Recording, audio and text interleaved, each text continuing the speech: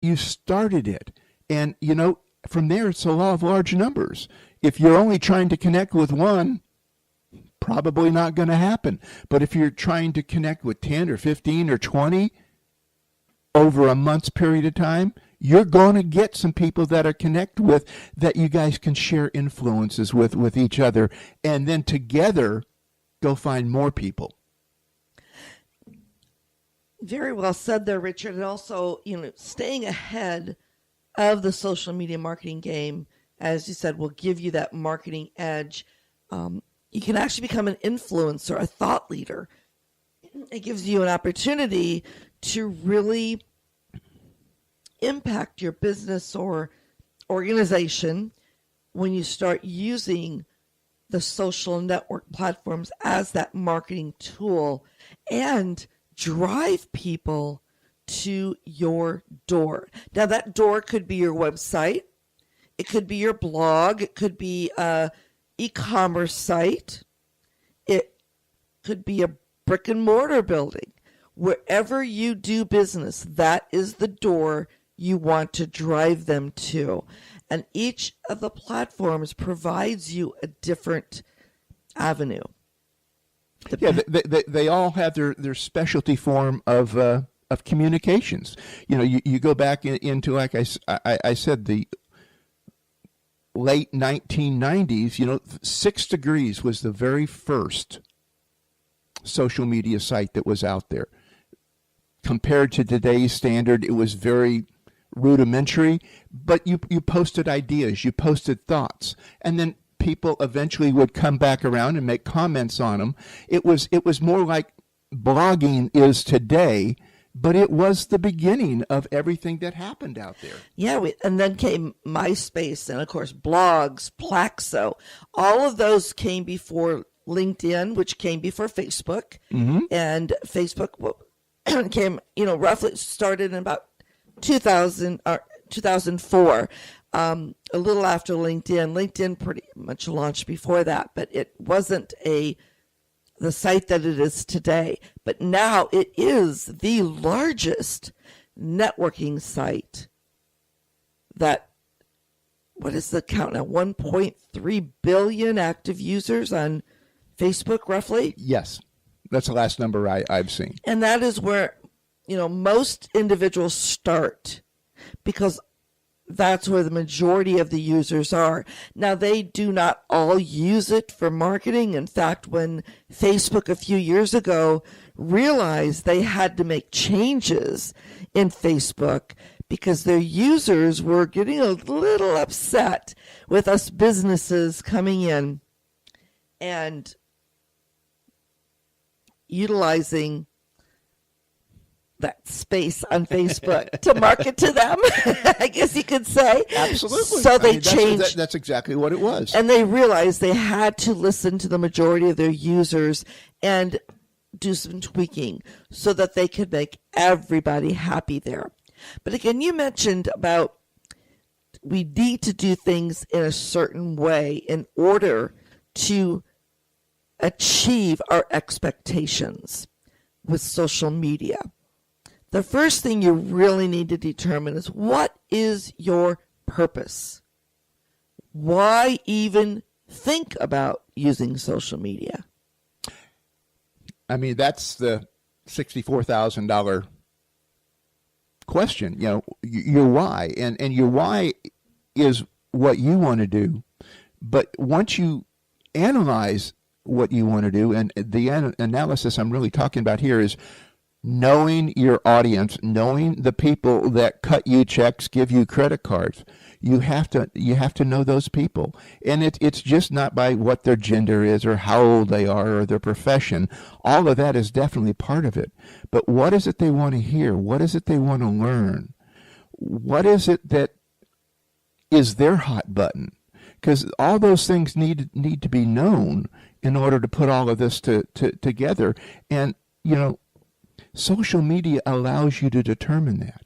You can find out a lot about people by just reading their social media sites, Facebook, LinkedIn, Twitter, so on. Before our president-elect, started communicating with Twitter, which he had been doing for a long time before this, Twitter as a political communication tool really wasn't even thought of, from that standpoint. Now, today, Twitter has had a major resurgence, not just in politics, but in everyday communications. It's fast and it is transparent. It is real time. So if that's the kind of message you want to get out, then Twitter needs to be the platform that you need to be on. Precisely. And of course, the other side of that is blogging. And that's where if you've got a 1,000-word dissertation you want to put up there, that's where you go to do that style of writing. Mm-hmm. So when you look at all of this, there is a place personally and in business for social media. And social media, as far as business goes, to me, it's really still at its infancy. It's still defining itself every day, every year. It's changing, it's modifying.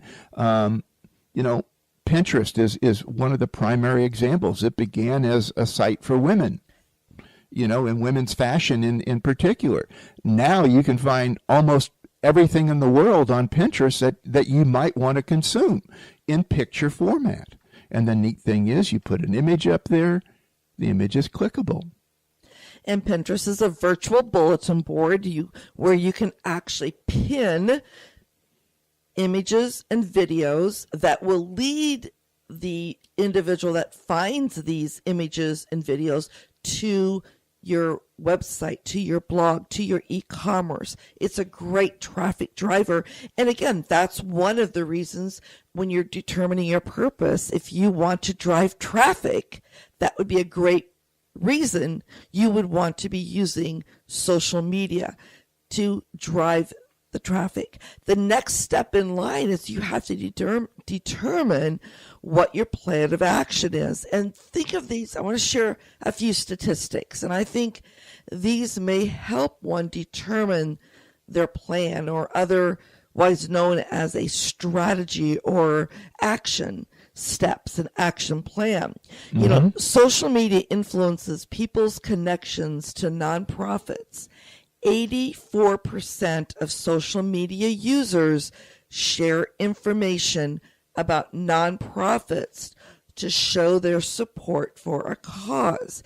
I always tell a nonprofit that social media is the next best thing to slice bread, because it has given them a platform to get their message out to a larger number of people.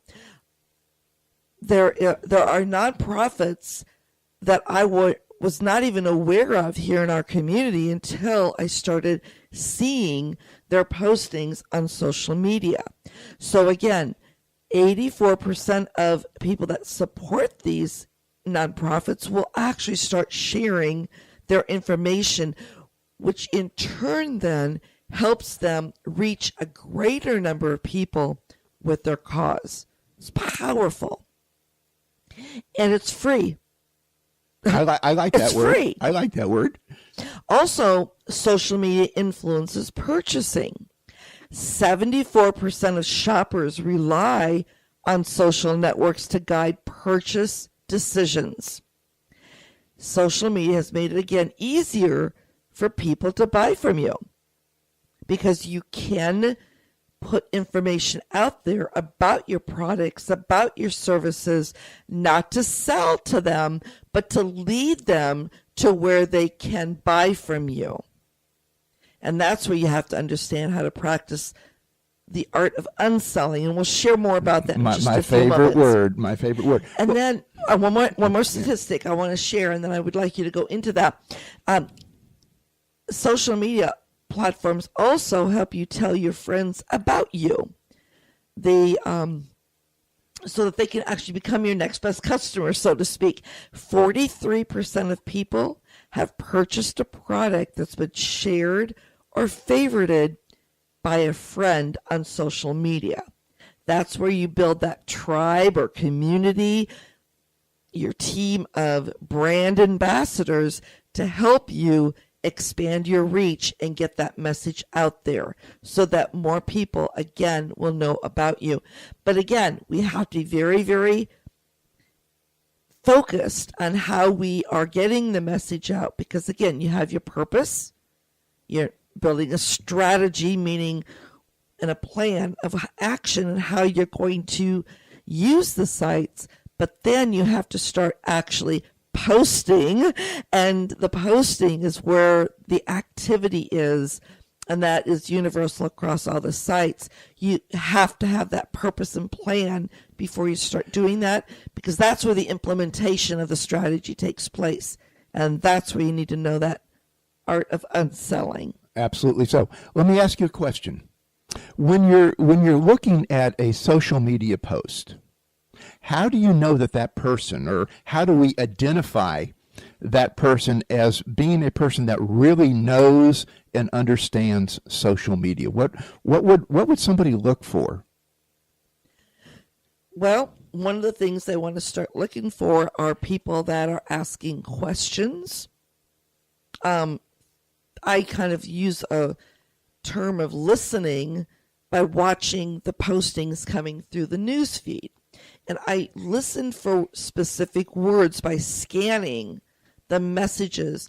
That will help me determine if that is who I want to definitely have a conversation with and connect with, if they're looking for something specific. For example, the other day, I saw a message come through. Someone was looking for a carpet cleaner. And you mean people actually ask for carpet cleaners yeah, on Facebook? And here's why. People ask, who do you recommend? Who do you know?